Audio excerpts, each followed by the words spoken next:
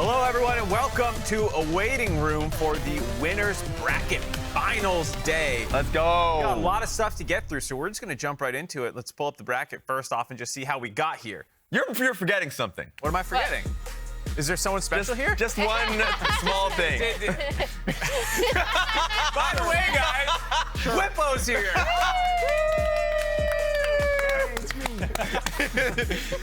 the worst host of a lifetime. We gotta go. We don't have time. Okay. Whippo, tell me, what were your thoughts watching the playoffs so far? Honestly, I've been having a good time. I think it's pretty exciting. I think today's match will be a big, for me, today's match will be a big, I guess, moment for the playoffs and how excited I can get for the actual finals weekend, because obviously C9's been dominating for quite a while now, and if someone can live up to C9, because obviously EG got 3-0'd, which wasn't very exciting.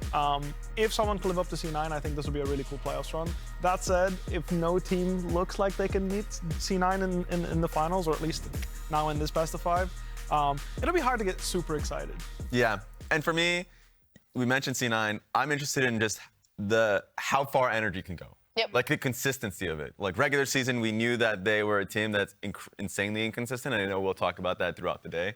But then come in playoff time, it feels like they've really been a lot more disciplined in their plays, and now they just got to get over this hurdle. I want to talk about one thing that maybe could put them over the line. Like, we're going to discuss NRG a lot. Okay. I did want to revisit their drafts from last series, though. I think Whippo's going to come up as well because he has a few things to say about these. It should appear here. Woo! Okay. So the first thing I did want to point out is that Ivern is permabanned across this entire series. Contractz, I think, is the best Ivern player we have left, so I fully expect to see this from today's draft. But a cool thing is kind of coming from when we used to see NRG doing these flexes between mid and top, saving their R5 for something kind of weird. So even though I'm not always going to defend or sometimes ever going to defend the Maokai support flex, I do think this was a really cool adaptation that pivots on Contractz being willing to take the Trundle and then flexing the Maokai to support.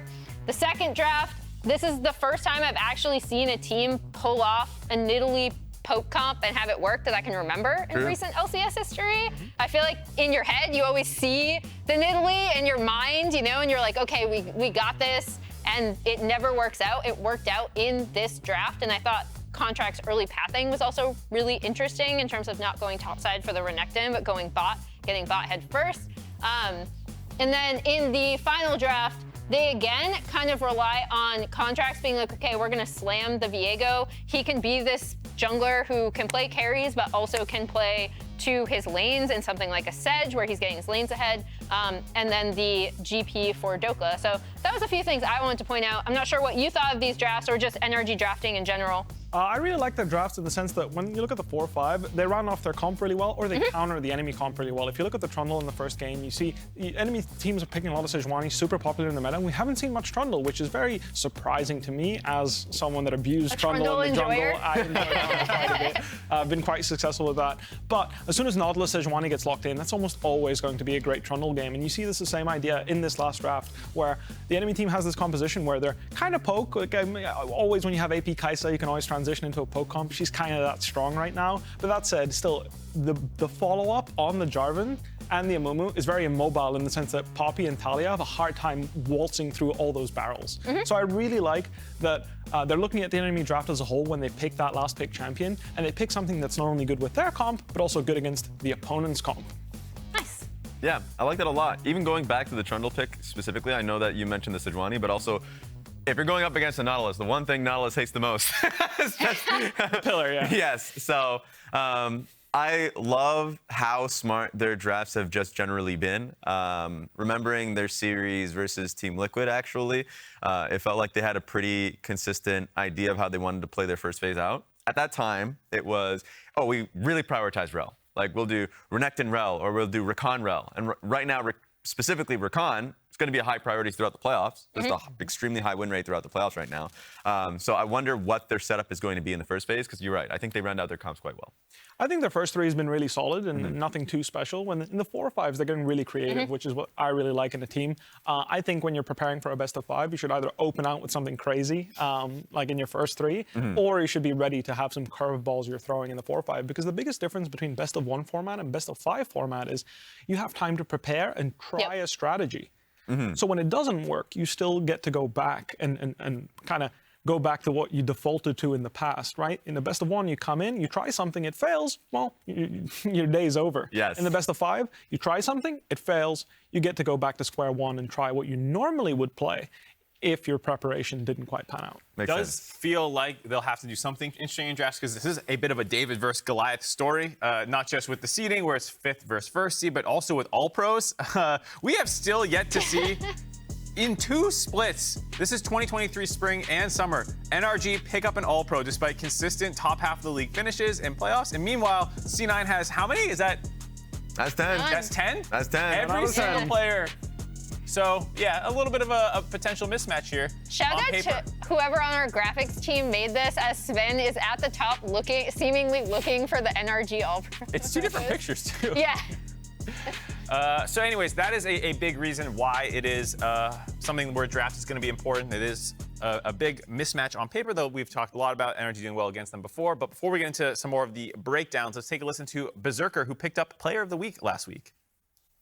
Welcome to another MasterCard Player of the Week interview. I am joined by the one and only Berserker. Thank you so much for taking the time. Congratulations. Thank you. We're going to do something a little different. We're going to pull up a few plays. The first one is the Ezreal solo kill in your series against EG. I just wanted to talk through this because we were so impressed by this, mainly because you just stopped to CS right here.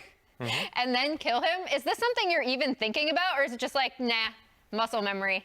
I mean, I thought in game, I just like can't lose, you know? So like I said in game to Zven, just go whatever you want, and I win 1v1 Kai'Sa. I mean, Kai'Sa is no flash, right? So I don't know why he like starts 5 with me. I mean, I don't know, like in game I thought when he used ult, I thought, oh, he won't die, you know? So I just kill him. There you go. Yeah, we were curious about that because it just cut to that and suddenly Unforgiven was dead. This is another play that kind of, it's just you and Zven absolutely ripping them apart. I just wanted to talk about who decided to go in, or did Zven just go in and you were like, okay, I'll follow? I mean, like before situation was Emenes just die for fun, right? Yep. But I thought that was pretty good play. I mean, Emenes dies, so they like kind of panic. Oh, we should hit Nashor, and then they just hit Nashor, and they like position is kind of bad. And then like Jojo was like trying to hit me, but obviously Israel's range is longer than Azir, right? So he just like tried egoing me, but it's like failed, you know. So he just got punished by me. That's Okay. all. Going into today's series. What's your prediction? What's prediction? Yeah, so like C9, Yeah. you think you're gonna win? Of course. By how much? Like Just 3-0? 3-0? Yeah, All right, you guys gonna 3-0 all the way to another title? I think so. All right. Yeah. Well, thank you so much for taking the time. All the best to you in your match today. Back to you guys at the lounge. Something he said in there was that Emenes died for fun. But I want to say that he actually had a very good playoff series overall, and he'll be going up against Palafox, who has also been, I think, the key player for NRG. Talk to me, guys, a little bit about this matchup. Yeah, I mean, I think for Palafox, in my mind, I don't know if he sees it this way, but in my mind, I feel like it's a grudge match because he feels like he should have snuck in there at third Stole his all-pro, right? Like, and Emenes took it from him. I think the other thing that's really interesting is that Emenes, compared to what we know he's capable of and like his mechanics, had technically a down split compared to what we saw from him on the back half of spring.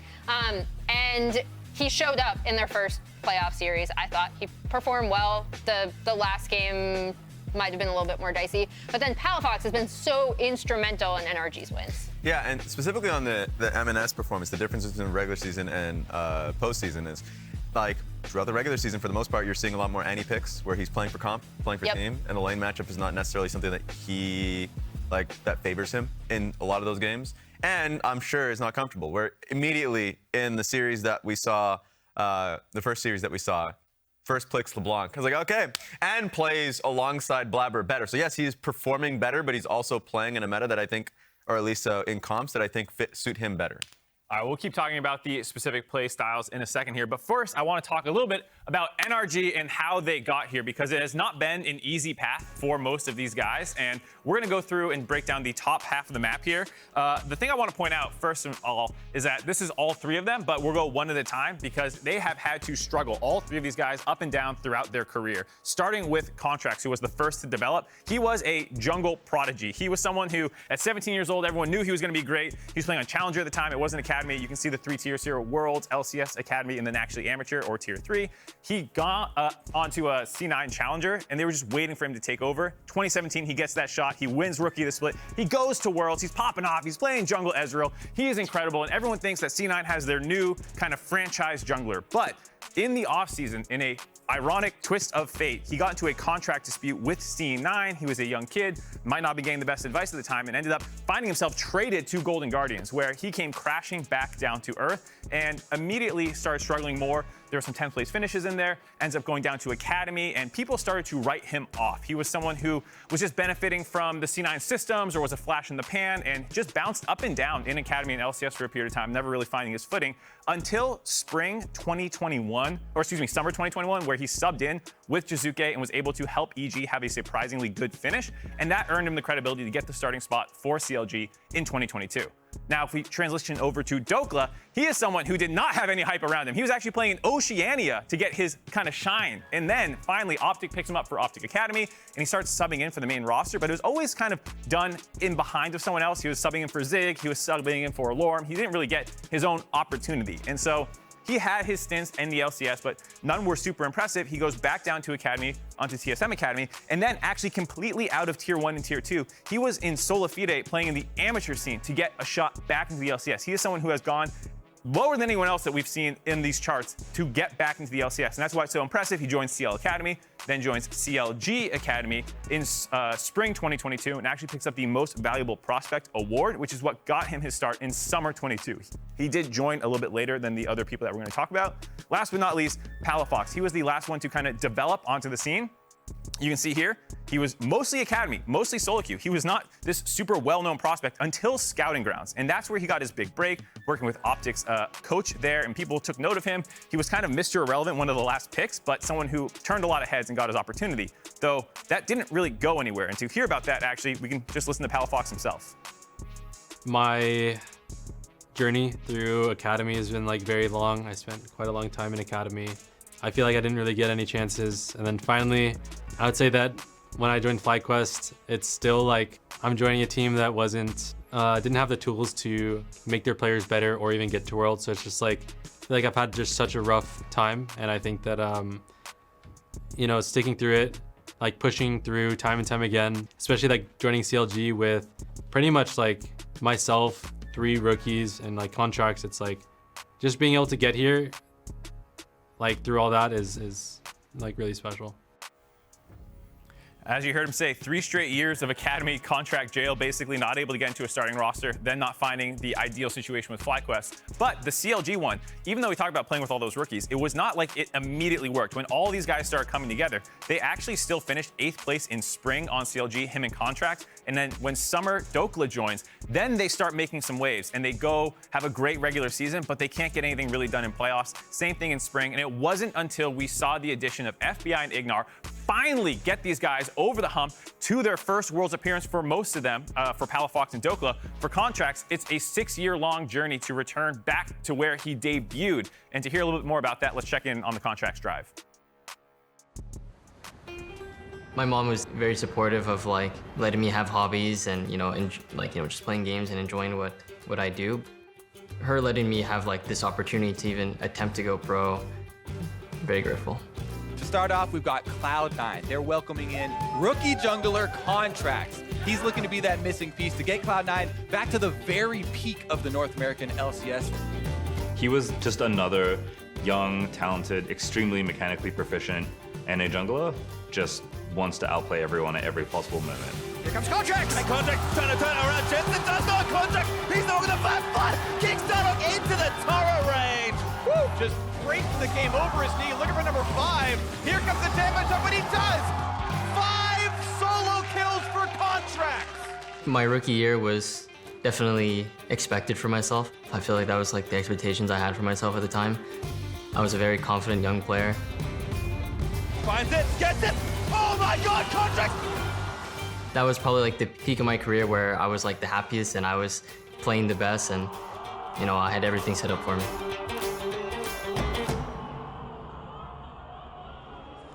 Making it to finals for Contractz as a rookie, winning rookie of the split, that's a super impressive start to a career.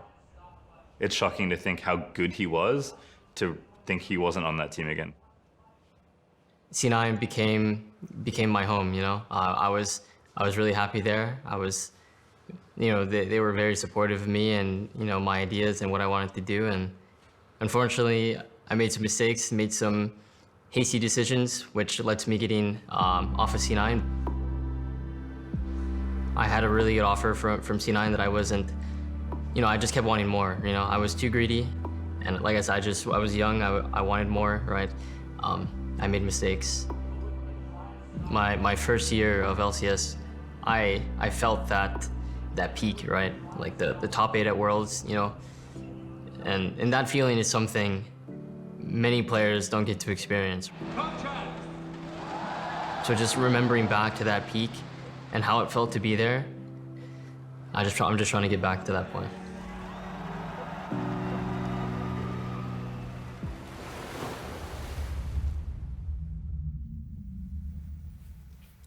Contractz has been searching to get back to that peak, and he's finally done it, finally made Worlds again, and the way that he had to get there was not easy. Though he did not get an All-Pro jungle nod, he had to run through all of the other All-Pros so far. He's beaten the 3rd team, he's beaten the 2nd team, now he's coming for Blaber's head. Oh, he's looking at him. I do think there's something to say about the journey. The journey to get to where you are now, like, there's going to be a lot of players that it was easier for them because you start on a top team, you stay on that top team, and you learn through like the resources that are available to you. Whereas, yes, he started there, but the journey to get back to a position where he can go to Worlds had to have been a hard one, which makes it so, you know, that's experience, valuable experience, where if anyone else around you, a player that's next to you that has a question, you can answer that, or you have more confidence in your way of thinking because of it. Yeah, and we talked about, I mean, Bwipo and I kind of touched upon how flexible Contractz can be in drafts as a pivot point.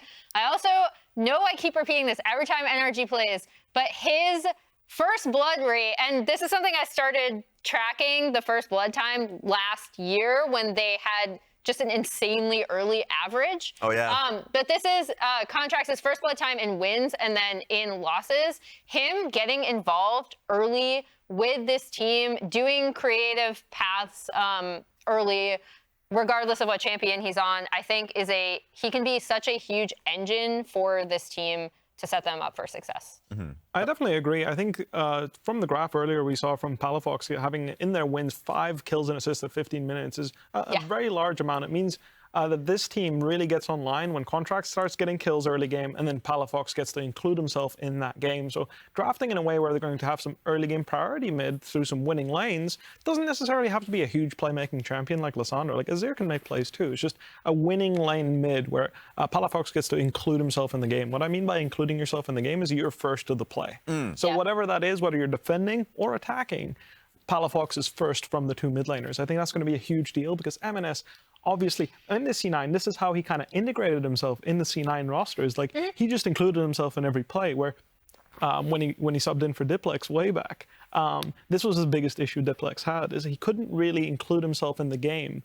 And then once Emenes started doing that, suddenly C9, they got to a form that so far has not been matched. Yes.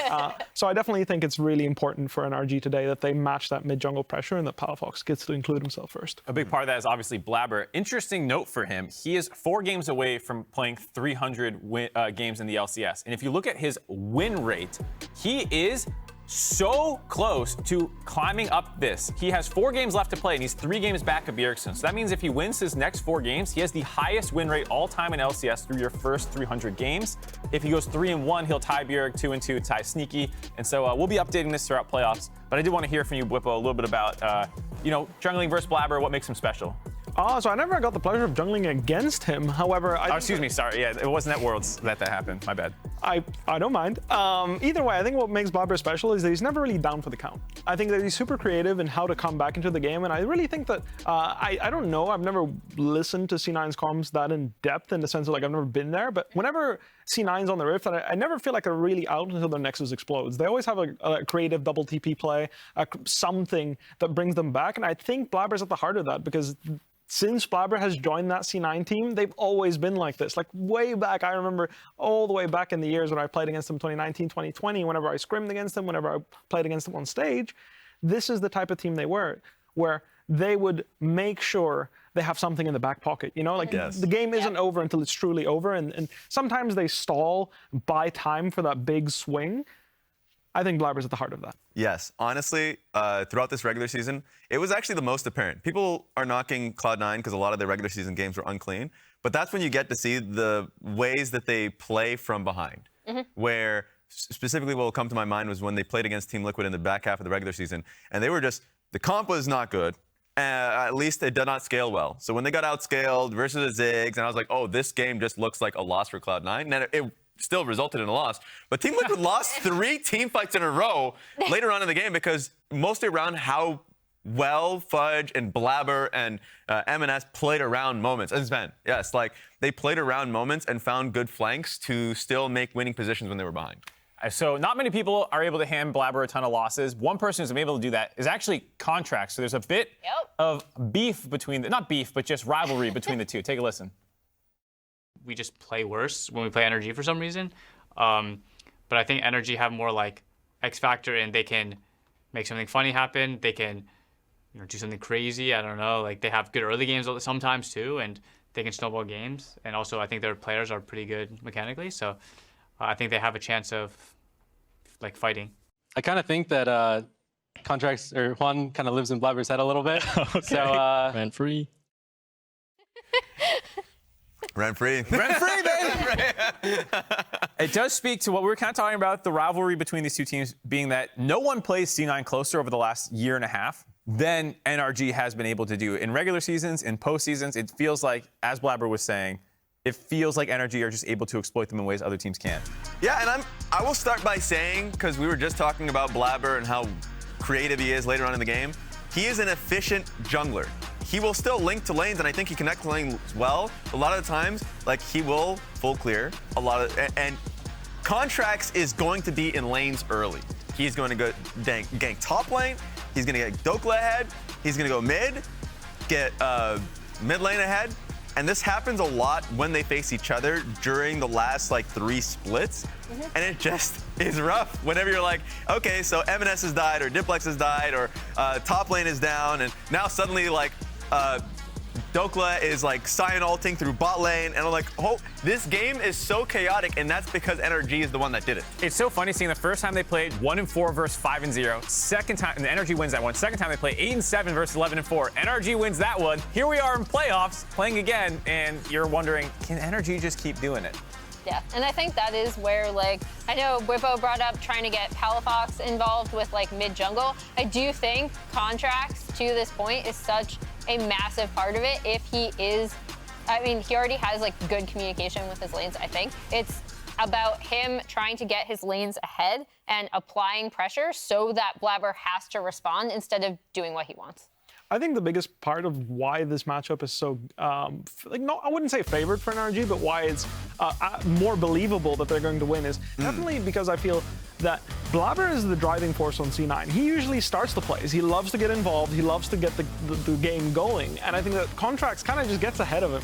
You know, like he kind of just one step ahead in getting the game rolling most of the time they play against each other. So what ends up happening is, because C9 is so used to Blaber driving the game, that when suddenly the enemy jungler is driving faster, they kind of lose track of what's going on.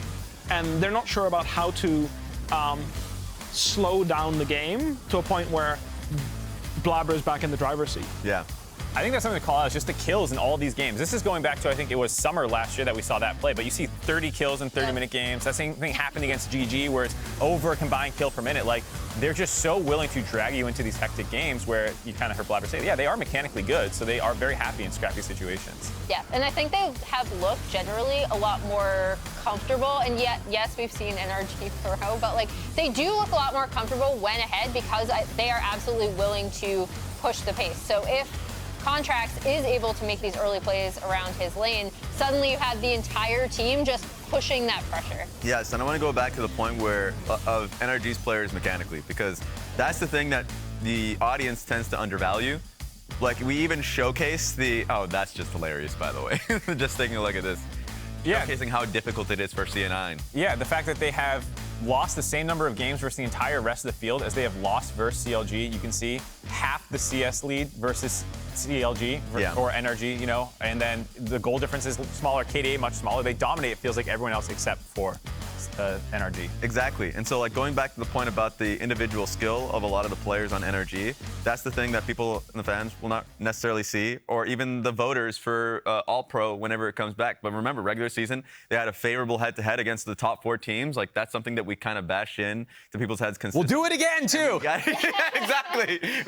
We have to, because when they face the best teams in the league, as you can see here, some of their players just come online. Like, Dhokla specifically has struggled in a lot of the games during the regular season, but when he's facing some of the top hitters, he looks like the best player, like the best top laner. So I wonder how they will perform on the day, because we will always bring up the, like, okay, how are they performing on the day, like, for every team? But, like, that's a true question to NRG, because it looks night and day for them. We'll see if we have convinced anyone to believe in NRG versus this series. We'll pull up the predictions. Let's see if Bwipo has been convinced. At least one of us.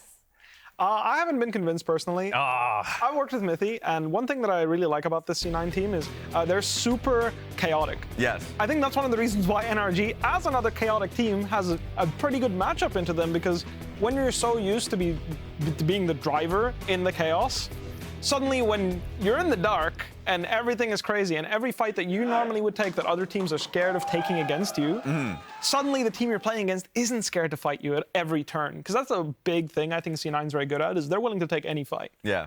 NRG is too. And I think that's very different stylistically from every single other team in the LCS. And that's what I'm looking forward to. That said, I do think C9's still better across the board. And as a team, that's why 3-1, I expect some hiccups to happen. I definitely am hoping for more, because like I said, I think if NRG can take this series, it'll be super exciting to see what happens in the finals. However, I'm going to have to see it to believe it. Yeah. Bwipo is tired of the C9 dominance. Hope it gets disrupted, but he's not predicting it to happen. We'll see if NRG can actually pull this upset off as we get into the games.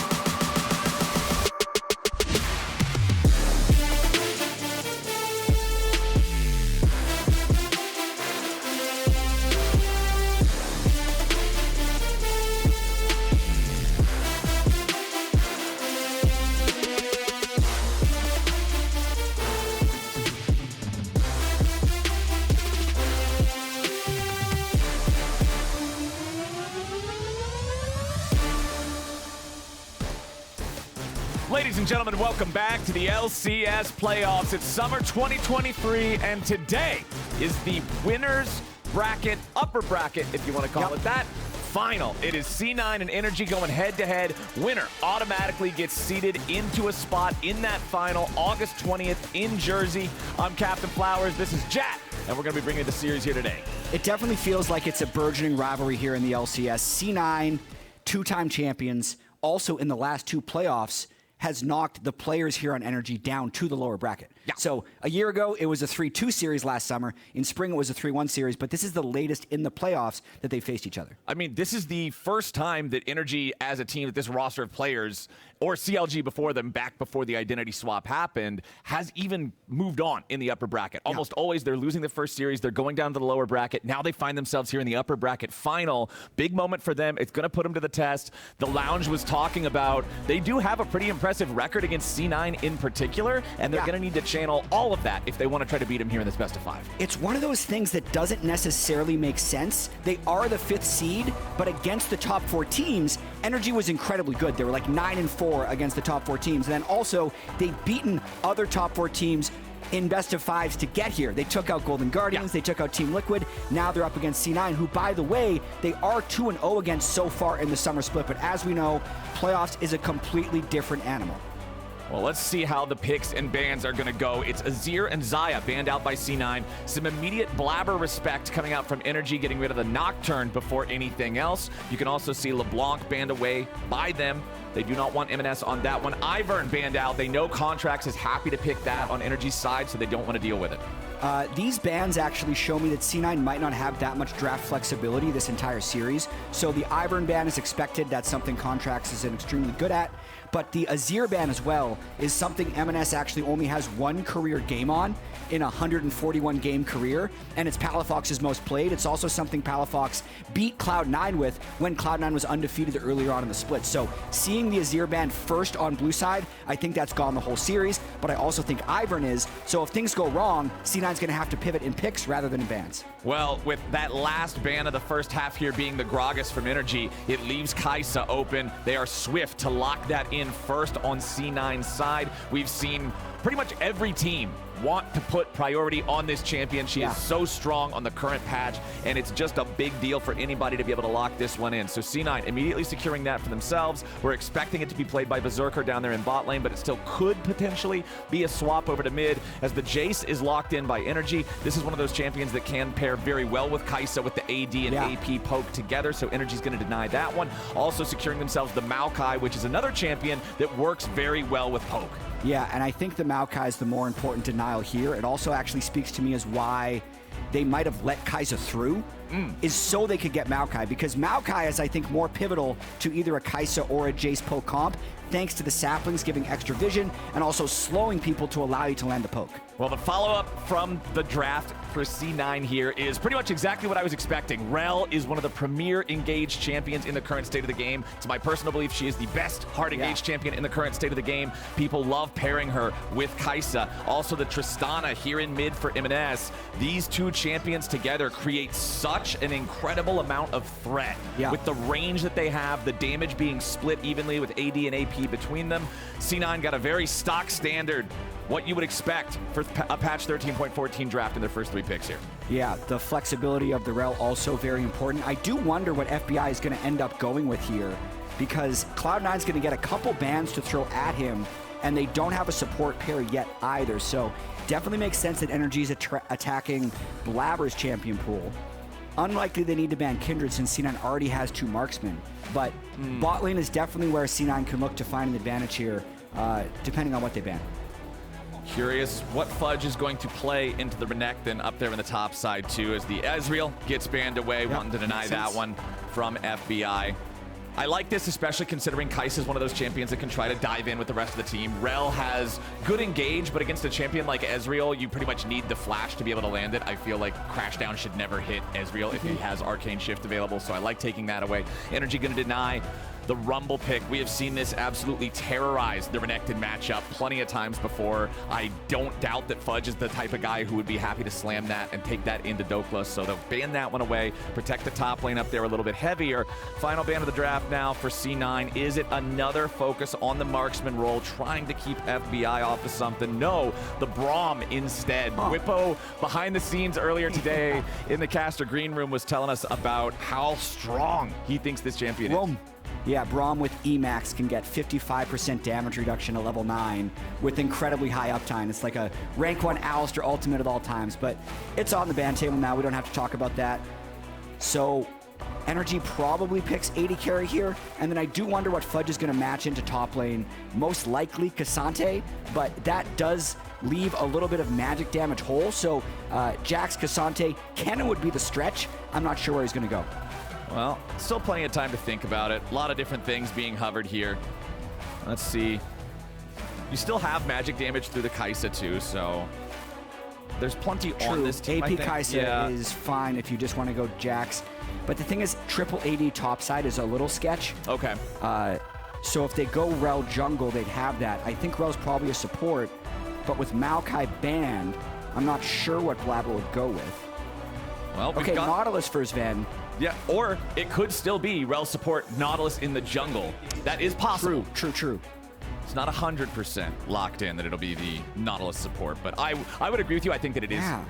So overall, their team comp is going to be fine for damage because they're going to go AP Kai'Sa. Yeah. But the top side, if we see like a Steel Caps rush for the Renekton, is going to make him really difficult to deal with if he gets a little bit ahead in lane. Overall, though, C9's team comp still makes a lot of sense. Final pick of the draft is the Alistar for IgNar. So there's some engage, some extra appeal, even for FBI. Whenever I see Aphelios locked in, I almost need to see a support that has some ability to peel just because of the champion's lack of inbuilt defensive mechanisms. So IgNar will at least be able to help out FBI a little in that department. Yeah, it's a little bit, but that's not your ideal pair for the Aphelios. It's not an Enchanter, it's not a Thresh. So it's definitely something that needs to roam more, and FBI is just going to have to play really far back. I think it's a very difficult game for FBI to play. I think both of these supports also going to be looking to do a lot of playmaking on their own. We heard the Lounge talking a little bit about mid-jungle and being able to take over the game through that path. And a lot of times these days, support is the extra thing tacked onto the end of that too, with the a lot of the popular supports being back on these engagers as opposed to something like Enchanters, being able to roam around early and try to set up some plays, get things moving, and help those junglers out. C9 versus NRG, winner automatically getting that slot on Sunday next weekend into the finals, getting a shot at that title. Let's rock and roll. Game number 1. We're loading onto the Rift. Let's do it.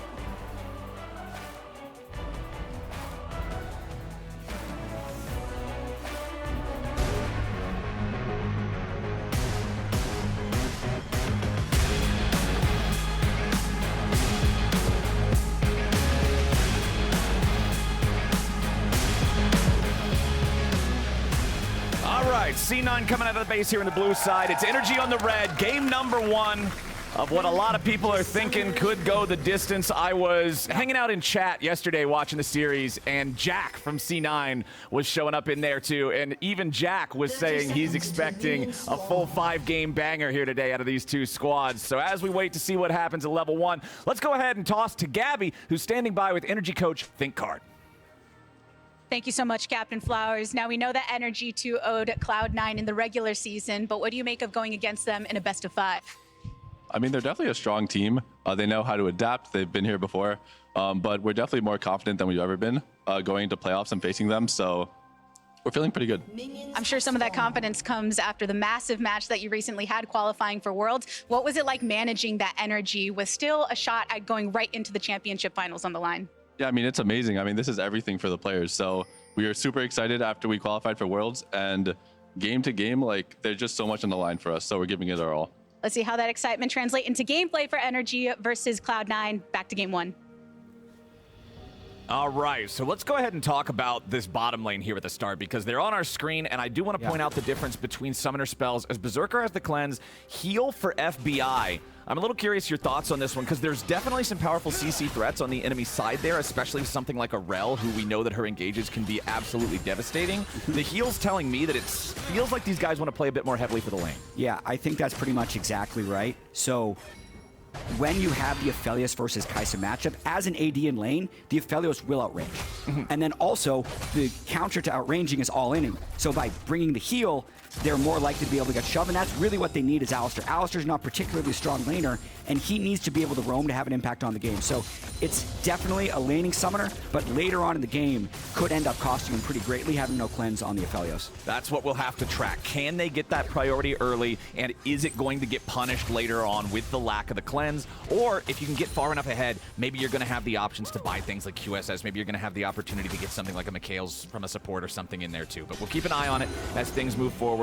Lane phase across the Rift right now, you can see control over the top side for Fudge. We were talking about this earlier behind the scenes as well with Whippo, just how Jax can run these top lane matchups, these 1v1s. You just walk up to the wave, turn Counter-Strike on, get your shove nice and early, and it makes it difficult for Renekton to use that early power that he would otherwise have. Yeah, Jax has really snuck up on the meta, but I still think at level 6, the Renekton will be tried to be used for Rift Herald control. Early on in the lane phase, Fudge, when he's locked in, he knows exactly how to play each wave, right? Like he's mapped it out, deciding which minion wave he needs to use his mana on, and when to crash and when to recall. And right now you can see he's done it right. He's probably got a few trades that went better than normal. I don't think this is how you're supposed to play level 4 Jackson and level 3 Renekton, but a lot has gone well, so he's able to take this wave. He's going to recall. Fudge is in great position. Yep, he'll finish proxying this one out. Dhokla's about to have another wave crash into his turret, so even though he wants to go back here and mess with Fudge a little bit, he can't afford to just leave all those minions back there into the tier 1, so his job has already been decided for him as Emenes, again, playing aggro on this Tristana. This is the way I always want to see mid lane Tristana be played. You've got to apply pressure. Palafox, no mana underneath the turret. Blaber's ready to come around here. That ward, they have to clear that out first, so at least Palafox with that predict on what's going to happen there is able to see what's going on. Blaber's not going to go for a flash dive here just yet. Fudge with the teleport back into the top lane. Did get the Sheen purchase early on, going to make his trades much more deadly. You can see Palafox also choosing to take his recall first. He'll be teleporting back into the mid lane. A lot of times what you're going to see is Emenes trying to get whatever damage he might be able to on there, but instead, nope, he'll just walk off to the side with the wave crashing, take his recall too. So starting to see most of those teleports already be used here. The only one left on the map after Emenes returns to lane would be Dhokla on the Renekton, who is still in lane for now. Yeah, I think Fudge had a really good look there mid lane, but that one ward that Palafox put into Raptors probably saved his life. Otherwise, I think that would have been a 3-man dive, and they might have been able to get first blood. More interesting though, Flowers. Yeah. Cloud9 in winners bracket finals. I was looking into this the other day. Okay, what do you got? So we've had double elimination now 7 splits. This is the 8th split. Okay. When Cloud9 has won the winners bracket final, they've went on to win the championship 4 times. So over half of what's already happened. Every time they win this game, they win the split. Well, Contractz coming in, trying to nice sidestep there from Emenes. NRG bringing plenty of guys back here in mid to try to stop them from winning this game. But okay, so what about the other 3? They don't win the split. Okay. So if anyone wins this game that's not C9, they don't win the split. Weirdly enough, the loser of this game is only went on to win the split 1 out of 7 splits. That was 100 Thieves in 2021 summer. It's mostly coincidence, but it is interesting, I find, that Cloud9 has been so good in double limb, and every time they've made it to the finals as the upper bracket team, they've been able to close it out. That momentum, very powerful for a squad like this, a squad that is used to winning at this point. Even when we had Zven on the desk previously and he was talking about just how, you know, making these qualifications, getting to finals, playing for the trophies, going to Worlds, for a team like Cloud9, given the history of what they've accomplished, it's an expectation for a lot of them at this point. Yeah. You compare and contrast that to NRG, and it's kind of what the Lounge was talking about earlier when they were talking about the graphs of the players and their journeys through Academy, Amateur, just trying to get back to this point. The expectation for Cloud9 is this qualification, is fighting for the trophy. NRG has been a top, clawing their way up here, but Blaber brings the crash down and it's first blood over to C9. The timing of that gank for C9 was so good because Contractz was actually up there, but he thought that he was up there for long enough. Blaber comes in right afterwards. Fudge doesn't even have to burn Flash to be able to take down the Renekton. That is a very good start for Blaber. Very, very good for Blaber. Very, very good for Fudge. Again, if Jax can get through lane just fine, he scales into such a monster. His team fighting is powerful. His split pushing is powerful. He's a really good champ in the current state of the game. And with Dhokla dropping there, things are only going to be easier for him to scale to that point. C9 with a 1-kill lead, up about 900 gold, so they have some extra advantages too just in the farm. You can see mid lane, bot lane, up about a wave or so. Even in the jungle, Blaber, on top of going in and getting the first blood, is outpacing Contractz. Yeah, and I'm going to spend a second here to give Blaber some extra props because I feel like there's some weird anti-Blaber narratives flying around. Okay. He's had such an incredible split. So he has been ahead of his opponent in CS in 21 of 22 games at 15 minutes. As a jungler, and I know you could say like, it's just because he's a full clear bot, but he has the lead in kills and assists at 15 minutes for junglers. So he's just good. Yeah. He's just actually crushing pretty much every opponent. And this Rell game, it's not necessarily something he plays often. It's actually his first Rell game of the entire split. But as you can see, keeping pace to slightly ahead of Contractz in lane, also gets the first blood and is positioned Cloud9 1,000 gold ahead at 8 minutes. It's a tale of his efficiency, I think. Just the fact that you're able to find all of the kill participation as well as topping those farm numbers just shows me he's wasting no time. He knows when the time investment will be better spent doing something to interfere with one of the lanes, but he also knows when he's better off just clearing the camps. It's that decision-making always being on point. That's one of the reasons why he's such a deadly opponent and why so many teams struggle to find wins against him. As Contractz and Palafox now working together to start up the Rift Herald. Dhokla roaming down here too. He has the Dominus back up and ready here on the Renekton. Yeah, I think the fact that the ultimate's back up on Renekton should allow them to just push Cloud9 off this Rift Herald. Also notice how Berserker didn't move, so actually FBI is going to lose a decent amount of time with bot lane tempo by coming up to secure this Rift Herald, and it's going to be a matter of how they pay him back, because if you're C9, if Berserker is ahead, you're winning most of your games. So weirdly enough, C9 is kind of okay with this trade. Yes, Rift Herald goes down to the Maokai, but Berserker gets a free wave and a free plate. So he's now 300 gold ahead of his opponent. And this is the type of guy that once he gets ahead, man, you always feel the impact of the gold on him. And we remember the series that they were playing against EG, where they had the 2 out of 3 games in that 3-0 series, which looked like they should have gone EG's way. That third and final game, Berserker on Ezreal, just making Q look like a point and click. The guy's skill, his mechanical proficiency on so many different champions is frightening. And he's bloodthirsty too. He's not one of the AD carries that'll play on the safer side. You always see Berserker ready to jump in and try to make these plays, and when he's ahead, it's just that much easier for him to activate that killer instinct. There were multiple points in the EG series where Berserker won Player of the Series, where you just thought, wow, this guy is the best player in the LCS and it's not close. Yeah. Like, that's just how it looked. So he actually didn't have the most impressive summer split statistically, but you know he's still got it in him when it matters the most. And this series will also be interesting in the fact that Cloud9 didn't blow EG out. They were actually down substantially in Game 1, down at points in Game 3, and throughout most of the summer split, even though they actually have the 1 seed, it was like a weirdly disappointing split for C9.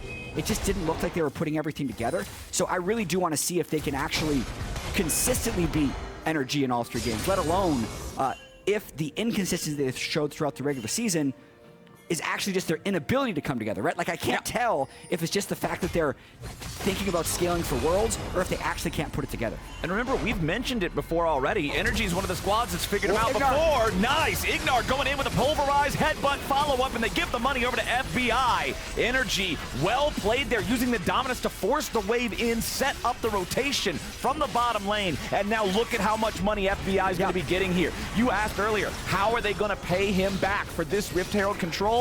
There it is. There's your payment. This is the Aphelios dream right now. You get a free turret to White Gun. The Rift Herald is weirdly What is stuck on happening? Zven. It's just Shelly, turn the corner. Okay, there we go. Get in there. There we go. 625 gold as well as the huge plate gold. Look at that total gold now, 500 ahead for Aphelios. Emenes getting a lot of plates on the other side, but I think critically the fact that Aphelios is ahead on Kai'Sa will be really important for mid lane control later on in the game. Herald will not get the second charge up here in the top lane, but the gold lead was over 1,000 for C9 before that sequence of plays up in the top lane. It briefly went into just the slightest advantage for NRG, now still back in Cloud9's favor a little bit, but that play made up so much of the difference that had existed in the early game so far. Worth noting, C9 does have both of the early Drakes so far. You've got the Chem Drake, you've got the Mountain Drake, we've got Ocean Rift out here and available. This is very early 2 Drake point. Right? You're going to see the next Drake in the game spawning at around 16 minutes, which means if they take that on spawn, the Soul would then potentially be available around 21 minutes. So for NRG, I think that's probably the next big thing you got to make sure you're focusing on, is not allowing this early Soul win condition to become a problem.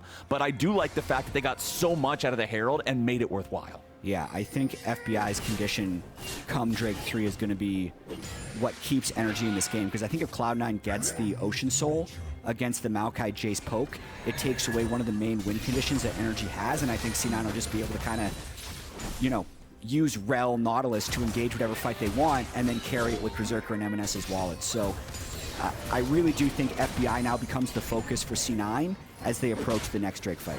FBI does have that Kraken Slayer completed. You can see the static Shiv done for Berserker on the other side too, as Contractz and IgNar maintain control over the bot side river, but now Blaber's coming in, goes for the Shattering Strike on Palafox, won't find it. IgNar has the explosive shot on his head, but FBI wants to go for the root on Emenes. Palafox coming around from the side as the Maokai ulti will get Zven. He drops the depth charge to try to get away, has to flash out now too, re-engages Dredge line onto IgNar, but the Alistar is ultied, so he's not going to take a ton of damage here. The Ignite will just tick on him a little bit. Honestly, not a whole lot of great use there out of that summoner spell. Meanwhile, Berserker was back in mid lane picking up another plate. The gold difference hasn't really changed much as Blaber flashes in. Magnet Storm on 2 targets. Shattering Strike looking to keep IgNar locked down. Emenes going underneath the turret looking for FBI. Fires out the Moonlight Vigil and he takes Emenes down as the fight into the river may just be able to favor NRG now. Blaber's in the middle of 4 and he ain't walking away from this one. Contractz locks him down. Palafox blows him up. Now Fudge has to try to get out. NRG turning around beautifully. Emenes got way too hype underneath that bottom lane tier 1 turret, and FBI with the outplay. I think this could be a huge turning point in the game. That was not only Emenes getting too hyphy, but also Blaber. And I was going to ask, since this is Blaber's first Rell game of the split, how is he going to look like in the teamfight phase? That's always the question when you're first timing a champion. Your laning phase is going to be good, but how do you teamfight? He goes in here, but no one is actually there to follow up. Berserker can't fly over the wall, and then this attempted solo kill happened again, and he actually got him this time. I thought that was a replay. No, that was Emenes running it back saying, no, no, no, the call was right, I just messed it up. Here, watch, this is how it's supposed to work. I can do this. The confidence play. All right, so Emenes at least gets that one back, makes up for it a little bit. But NRG is still in a gold lead position. We've got 1.5 minutes until the next Drake spawns. Much less time until the next Rift Herald spawns. That one is about to pop into the top part of the Rift right now. And remember, it was NRG who took the first. Cloud9 decided not to challenge for it. C9 going to take a turret on the bottom lane this time and re-equalize that gold as NRG's going in for Rift Herald number 2. Blaber is around, but he's got nobody else close to him. Emenes is just farming up the wave in top, and it looks like, once again, C9 will yield this topside objective. Yeah, I do actually feel like C9's a little weaker than NRG right now. We're going to have a level 11 Renekton ult come next Dragon. We have the Duskblade Jayce with a demonic Maokai, so if they step into the wrong bush, they'll get hit by the sapling, it'll reveal them, it'll slow them. Jayce will land an EQ, and there will go half your health. And then the Kai'Sa, I think, really turns on when you hit 3 items. And Berserker looks like he's going the poke build, but is yet to have his Ludens, so the poke won't be doing that much damage yet. So even though the gold is even and C9 is up 2 Drakes to 0, I feel like NRG will be stronger in this fight if they have the right setup. 35 seconds till we get to find out. Contractz trying to establish control on the bot side river here already. You can see that Dhokla Palafox needs to get down here. Palafox is, I think, out of position right now. He doesn't have TP, and he's clearing an extra wave top lane, even though there's no turret pressure. So he's got to move it through that river. Yeah, Palafox better hoof it fast, because that control I was talking about, NRG trying to establish in the river, because they were a man down, they immediately had to concede it right back over to C9, who now has control over the side brush in mid. The Rift Herald summoned up in mid lane to be a bit of a distraction here as Fudge zones Dhokla away from an entry point into that bottom river. The Herald is summoned. It has not made its way to the turret yet. It got summoned up too early, and C9 destroy it before it finds any value. C9's in river first as well, so Dhokla's trying to make his way back in, but you can see they didn't have any mid pressure with Palafox being top, so even though the Herald dropped, that couldn't get them, and now they're trying to use Maokai ult to clear out the river. Maokai ult flies through. Now Zven could be the one in some trouble. IgNar flies in after him, already has the ulti activated, but he won't get anything else, and it looks like the damage is going to be back into the NRG support. C9 get a free kill. NRG not having the engage they were looking for. It's too disjointed, it's too chaotic, and it's not enough to stop C9, who now can just march themselves into the bottom side river. Emenes is just trying to force down the turret with no minion wave. I'm not really sure what is going on here. Palafox might be able to hunt him down. Berserker comes over to help him. This has gotten a little bit wild, and now the Dragon is once again the target. Blaber dropping the Magnet Storm, looking for Contractz as he makes his way into the pit, but he's going to be burned down before anything else happens. Zven now targeted next. Dhokla picking one up. It'll be a 1-for-1 so far, and NRG ain't done yet. Blaber's going to get burned. A double kill over to the Croc. Fudge picks another one back up as FBI falls. Emenes tries to get away, but Dhokla will slice and dice his way to a triple kill. All right, this is officially a mess. Yes! Because that could have been a third dragon taken for C9, but they try and take too much. Emenes going for that mid turret, throws everything into chaos. Suppose Berserker off the Drake, which lowers their DPS and allows Dhokla approach into River, and it ultimately secures NRG, the Drake, and a triple kill for Dhokla. Emenes really making some strange decisions here. So let's see what he goes for, because he jumps in. Palafox has already cleared away most of the minions. He wants the turret. Yeah, he really wanted to get the Demolish proc. Demolish plus his E, I guess he's just seeing that as, okay, this will end it, but it doesn't. It looked to me like the backdoor bonus turned on for the turret because Emenes lost minions. If the minions were there, I think he kills the turret. But then, like, he's not a part of this fight. And even though they kill Contractz first, since there's only one Kai'Sa there, and a Jax with no Tristana to actually do meaningful DPS, they just can't get through that level 12 Gore Drinker Renekton, and Dhokla cleans up. Triple kill for Dhokla, and yeah Mythy with a reaction that I think probably a lot of people share. What is going on in this game? That was about as chaotic as you could get for a third Drake fight in a pretty even game. It's still 5-6 overall in the kills, a gold lead for C9, but it's not even 4 digits as NRG are trying to maintain control over their own jungles. Zven's walking through here, looking to establish some vision of his own. Still just 2 turrets to 1. Only that top lane tier 1 taken by NRG that they got with the first Rift Herald. Remember, the second one got no value at all in mid lane, summoned up too far away, and C9 still has that first turret in mid and bottom that they've taken. Fudge is going in after Dhokla here, a TP coming in to reinforce him, but I'm not really sure. Emenes is going to have to start making some better decisions in this series. Like, I'm not quite certain what he's going for on some of these. He's not doing well. Like, and I know it's kind of a jokey thing to say, but he was underperforming through a lot of Summer Split, and then he played very well in the EG series.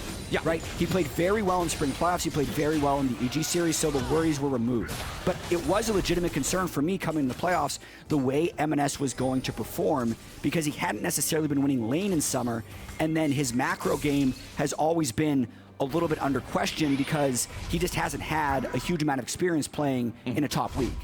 So in this game, he actually had a very good laning phase, but it's now been about 3 kind of heat-of-the-moment decisions, trying to solo kill FBI in the bottom lane where he fails, trying to kill the turret where he fails, and that teleport, that might have been a Fudge call. We have no way of knowing. I'm not really going to blame him for that one, but I do agree that, especially with the way Palafox has been playing, if Emenes doesn't perform at a top level, that's one of NRG's windows into the series. Exactly. That's one of those angles they could punish. That's the Palafox Contractz duo and their opportunity to really blow open a lead or find a playmaking chance. There is second items coming online all across the board here. You can see the Gale Force just now completed for the Aphelios of FBI. The Luden's done for Berserker's Kai'Sa. A lot of the times you see Luden's third, you see the Nashor's 2nd second, so he doesn't have the attack speed to evolve the E, the supercharger, just yet. So that means that there's still a little bit more vulnerability to him if they get on top of him there in the team fights. But now there's the Fiendish Codex and inventory going for the third item. But this is the much heavier poke build, like you pointed out earlier, which is also communicating to me that he's just like, okay, I don't think there's going to be as much auto-attacking and skirmishing in these fights. It's going to be more about the poke. Let's make sure the Void Seekers are as impactful as they can be. Yeah, or it's just the fact that Fudge and Emenes are going to be doing a bunch of DPS anyway. So he just wants to have the poke for the objective setups before things happen. I'm okay with either order of these Kai'Sa builds, almost regardless of, your team composition. But this series is actually about as close as the skeptics would make you think. Yeah. Right? Like, this is going to be... This is very close. This is going to be a brawl. Like, I was a little worried for NRG. Hold on. And that's jumping over there. Does not get chased down. We actually had the pleasure of having Zven cast NRG's qualification match against Golden Guardians for Worlds. Yeah. And Zven was like, I remember when I was this happy to qualify for Worlds. Yeah. Right? But I also worried for NRG that, like, that was their championship. Like, oh my God, we did it, it's over. Whereas for C9, it's like, this is just the regular season, really. Yeah. And the ultimate prize is going to be in Newark. So the expectations, I was a little worried that NRG could come out really flat. but that has not been the case. They are playing still at a very high level. Yeah, Energy's looking good. Palafox completing the Muramana. He already had the tier fully stacked, so as soon as he purchased the Manamune, it just immediately evolved. Massive power spike for any champion that uses that item to have it completed. So I think Energy's going to be feeling good about an upcoming fight here. 25 seconds until the next Drake spawns. Remember that if C9 gets it, they will be at soul point. Energy, however, could tie up the Drake count overall if they can secure it again. I'm expecting both teams to still have the previous Drake fight fresh in memory and how chaotic that was. Oh, man. Prep the waves, move first in river, and then when you can get the Drake, get the Drake. Don't try and greed a mid-turret. So C9 does have position here. This time Palafox has teleport to make it to mid-wave, but they still have to claw their way through. Maokai Sapling's very good for this in order for retaking river, because you have huge range. You can throw them in. That allows you to see them. Jayce can poke and move in. So it looks like they've managed to make their way into Drake, and we have an eye contact fight here in river. There you go. You can see those saplings controlling the pixel brush, keeping an eye on Zven, knocking the shields off of him. Palafox, shock blast over the wall, finds Fudge, but nobody else. They're using Maokai ulti to try to keep him away here from the Drake. It's going to be secured by FBI as Blaber went into the field. It's a massive pulverize coming out onto 3 targets, but Emenes is still safe and free firing back on the Contractz. Fudge goes on a killing spree, and C9 get a 1-for-0 here at the start. FBI booted up, but he's got about 1 million chakrams. He flashes back away. The damage pours into the Cloud9 health bars. Emenes about to be caught as Dhokla's in the middle of 3, and he's not going to be able to get away either. Palafox goes over the wall, to the skies, to the ground. Emenes will fall. 2 dead on C9, 3 on Energy, and the fight ends. What a wild fight. That is the first time I've seen a team try and turn on a 20-stack Aphelios. It didn't necessarily go well either. So this fight, the Dragon going over, I think is going to be really pivotal for later. And just watch FBI in this fight. He gets the White Gun ultimate, which basically full stacks his chakrams right here. And I expected after this kill, C9 should just walk away. But they think they can CC lock this 2,500 health Aphelios. They are wrong. They do not have the damage to do this. They get him to about half health, and then the rest of the fight continues. And Fudge having to get away there with his own flash. He did not want to suffer the 19 million chakram auto attack. Palafox flashing over the wall to guarantee the follow-up kill there on Emenes. Damage dealt in the last fight. All AD carries, baby. It's Berserker and FBI topping the charts. Berserker hitting the highest out of all 10 players at 4,300 there. But you can see Palafox also putting in some good work here on the Jayce, the only non-AD carry to break that 3,000 mark in the previous fight. But Fudge also putting in some good DPS himself as C9 is starting up the Baron. Ward over the wall from Energy. They see what's going on now. Dhokla's in bottom lane. It's teleporting into the pit now. The Baron's down to 1,300. Dhokla comes in, but it's going to be secured by Blaber already. But what about the fight? C9 have lost Emenes. Zven tries to get away. IgNar may have been taking a chunk of damage, but he's already got the ulti back, so he's ready to go. Contractz chases down Zven. Blaber will fall too. It's a Baron for 3 as C9 can barely escape. Fudge is beating it out. Berserker trying to go berserk here on FBI, but he's going to be locked down instead. Contractz ready to follow up here on the chase. FBI using the Gale Force to chase after the Cloud9 marksman. Dhokla's still coming in from behind. They want to punish the Kai'Sa, the supercharger, to try to get away. Dhokla will not have enough damage to kill him. Energy's not going to get a 4th, but they're going to use this momentum to take down a turret in mid, another turret in top, and punish the C9 Baron. Yeah, I don't think that actually advantages either team. I think it's a pretty even trade. Berserker hit 3 items on Kai'Sa, which made C9 feel confident to start the Baron, but then the flip became so close, and Emenes needed to keep DPSing, so they had no lines to fight properly. So that means at the start of this, they can just straight up kill Emenes. The Maokai ult hits him. He's rooted for like 3 seconds, and they one-shot the Trist. So even though Berserker has 3 items, there's just no way he can kill 5 people on his own. Yeah. Zven then trying to get all the way away. Contractz eventually chases him down, kills him with a Bramble Smash. Blaber in the middle of everybody ain't going to escape. Fudge used the teleport there as an escape mechanism. Otherwise, he was in danger of falling too. As Zven has been caught in the enemy jungle, trying to go on a little bit too deep of a warding mission without close enough help. Meant that Energy could pick up a free kill there, take him out of the picture. C9, in the meantime, does take down the tier 1 turret in the top. Yeah, that's going to be the rest of the Baron. Yeah. It's gone. So negative 400 gold Baron power play for C9 as of current. And you start at plus 1,500. Yeah. So it's 2,000 gold loss after taking the Baron. Yeah. Yeah. It's not good. No. Yeah. Generally not ideal. Could be worse. Yeah, could be negative 3,000. Baron could have been stolen. Yeah, that's true. It got very, very close. You could see back in the replay, I think it dropped to about 1,132, and then the smite comes down from Blaber to secure it while Contractz is still out of the pit. Yeah. So definitely a close game here with 1 minute until the next Drake spawns. Cloud9 got the first 2, and they got them very early. Yeah. But then after 2 chaotic Drake fights, NRG came out on top for the objective, at least, in both of those. C9 heading here nice and early this time. It feels like with each subsequent crazy dragon fight, the teams are going to it earlier for the next one. Because they're saying, okay, we thought it was early enough last time. Everything still went to hell. Add 30 seconds more. And the fights themselves, Emenes has had a hard time hitting. Yeah. He's either been chunked at the start of it or one shot at the start of it. And FBI has also been able to free hit.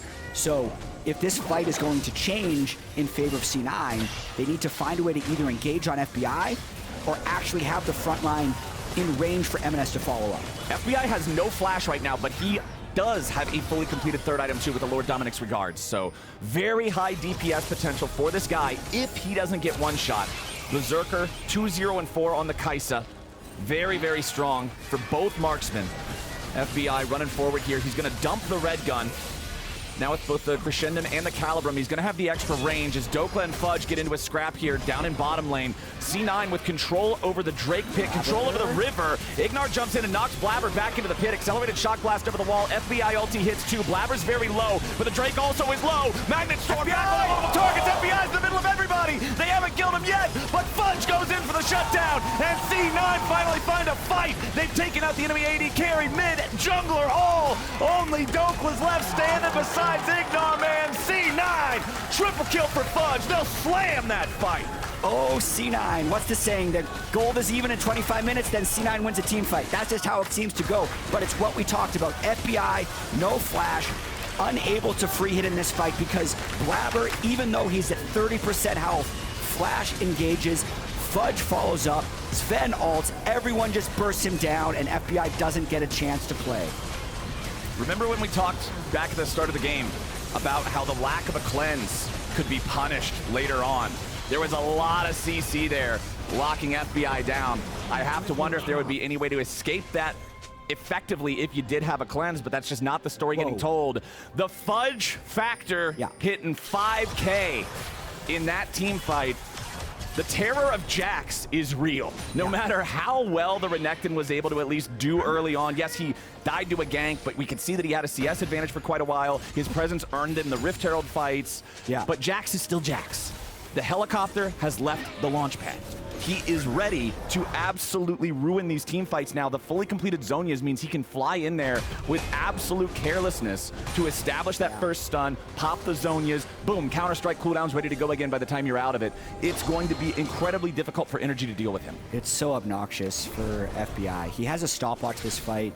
Palafox has a broken stopwatch. That hasn't turned into GA yet. That last fight was really the blueprint for how C9 wants to play. They might try again here. Yeah, Contractz instantly getting chunked for half HP there thanks to the Kai'Sa. TP arrives as Dhokla's ready to join up with the rest of NRG. But C9 have already dispersed. Meanwhile, Emenes was still up here in the top lane, applying pressure to the turrets. Trist does this so effectively, just bursting the thing down over the duration of a single E cast. C9 building that gold lead up to 4,000 now, 31 minutes into the game. Baron respawning in 10 seconds. Yeah, the game is still not unwinnable for NRG because they've avoided the soul stack for Cloud9. There's still just 3 Drakes on Cloud9, but with where the items are right now, Cloud9 definitely very comfortable. I feel like either NRG needs to get another pick onto Emenes like they've been doing. He's a flashless Tristana. Or they somehow need to miraculously catch Berserker despite Berserker staying 2,000 units away, shooting Ws nonstop. Yeah. But if they don't take down either of those carries at the start of the fight, it's very hard for NRG to win. Berserker now has his Void Staff fully completed too, and you saw the amount of damage he did to Contractz when they found him there just at the entrance to the jungle. Icathian Rain plus the Void Seeker just immediately pops him to slightly below half HP, I think it was. Yeah. The Kai'Sa is terrifying right now. So C9 will remove some of this vision, place down in the Baron pit. Blaber's gonna be the one just daring NRG to step up. FBI still clearing out the wave. FBI, no summoner spells. Again, this is so difficult for him to play these situations. God. Boom. Kai'Sa. Yeah, and finally one missed, but I swear that skill shot's the size of a bus. But it's Fudge right now. split pushing, forcing someone to answer. Only Palafox has TP, but then without a Jayce to poke, it's so hard for NRG to approach 4v4. Yeah. So C9 is just playing this beautiful. I like the way they've set it up. Palafox goes back there. He clears out that wave, but the Baron down to 8,000 HP already. C9 shreds through this thing with 2 marksmen. It's a flip. Contractz wants to get in there. The Maokai ulti's already found its way, but Blaber's found the smite. C9, they bring in Fudge for reinforcements. If NRG want the fight, they're going to have to take it 5v5. Blaber over the wall there. Shattering Strike into the crash down. They found the enemy jungler. They drop the depth charge of the FBI and force him into the stopwatch as Berserker goes into the back. The Kai'Sa is diving and C9 is thriving. A double kill for the AD carry as FBI tries to get one, but immediately falls to the counter-strike damage. IgNar wants to get out, but there's just no way. It's a 5-for-1. It's the end of the game. The Baron fight for C9.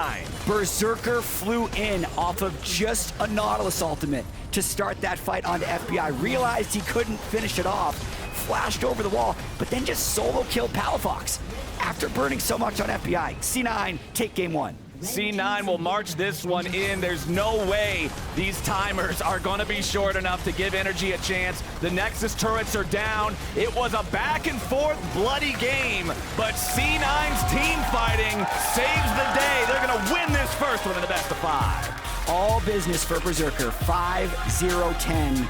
Max bounty by the end of the game on Kai'Sa. A little bit of a different look for Blaber as well with the Rell. So showing a bit of flexibility at the start of this one. Nothing but just calm, steely resolve from Cloud9 with that game 1 victory.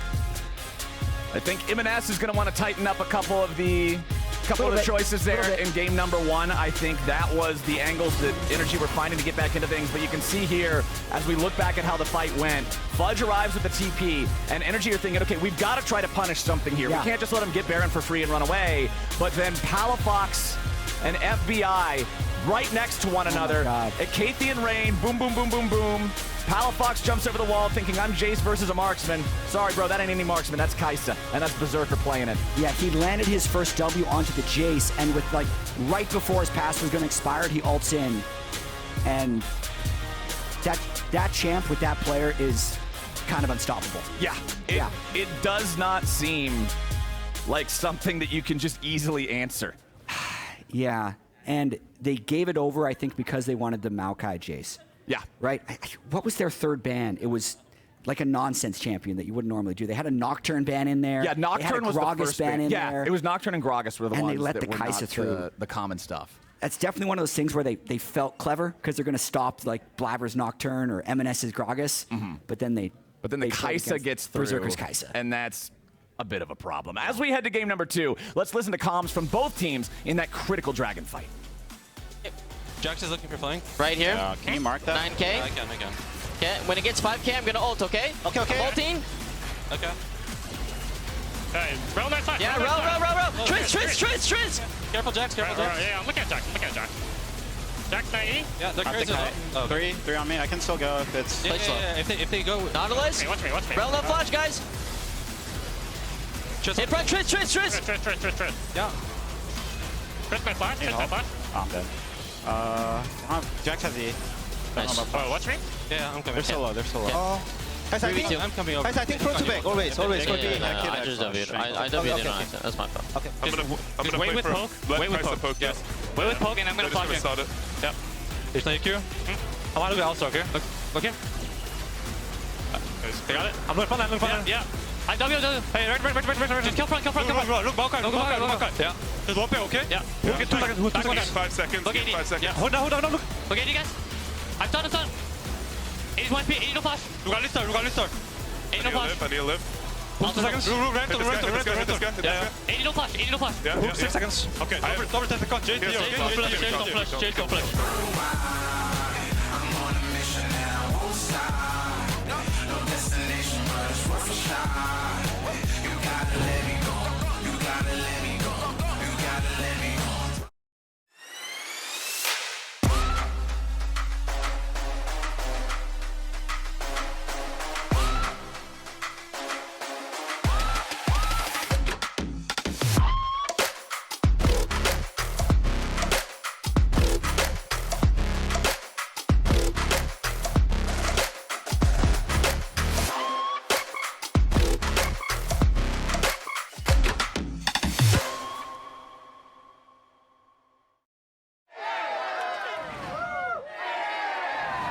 Red Bull gives you wings.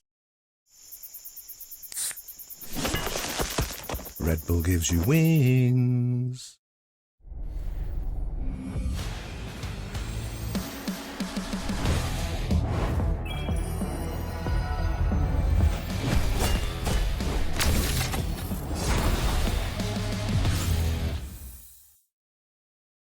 I have a lot of confidence that we're just going to go into playoffs and 3-0 everybody, just like we always do, and just win. If I were to lose after winning 2 splits in a row, that's just unfathomable to me.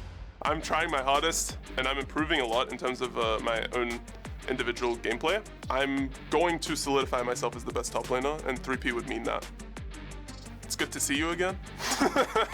Yawn falls, and Core JJ joins them. A triple kill for Renekton. Just immediately destroying the Azir. Pop Blossom on 3. Double kill back over to Fudge. Make sure to use LCS Summer for $10 off your order of $15 or more for new diners until the end of the split. Terms apply.